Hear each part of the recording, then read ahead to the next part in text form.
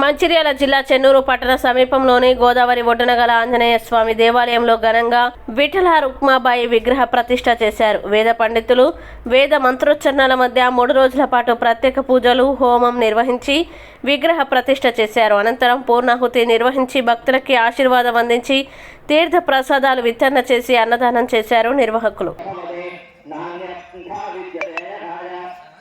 రామశంభురు సంజగదో అవిప్రరగ్నాగహి శ్రీరామ పరిపాదయ విఠలేశ్వర హరి గోవింద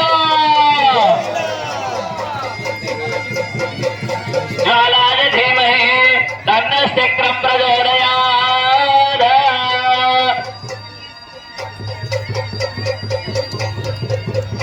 విఠల విఠల విఠల విఠల విఠల విఠల విఠల విఠల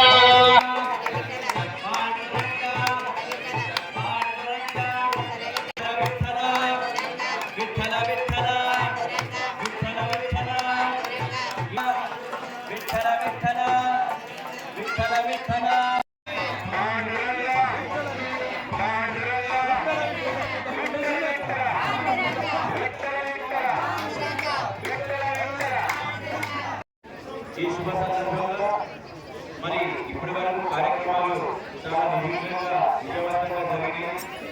అలాగే స్వామివారి అమ్మవారి ప్రతిష్టాపన కార్యక్రమం కూడా జరిగింది. అతి త్వరలో మీకు దర్శన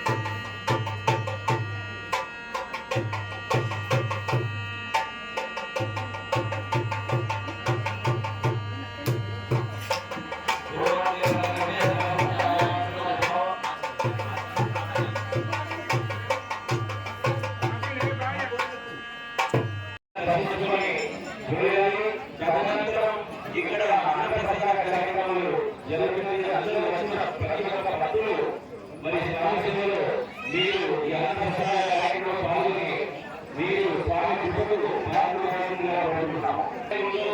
అలాగే మన చెన్నూరు గోదావరి తీర హనుమాన్ మందిర సమీపంలో మరి ఇక్కడ కూడా ఈ విఘ్నేశ్వర ఆలయం మరి రుక్మాబాయి సైతంగా మరి ఇవాళ అద్భుతంగా బ్రహ్మాండంగా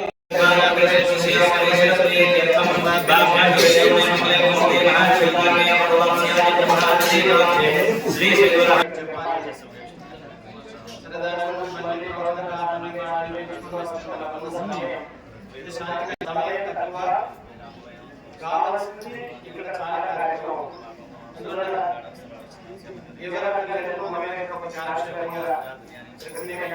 చెప్పుకొని ఉపన్యాసంగా కాకుండా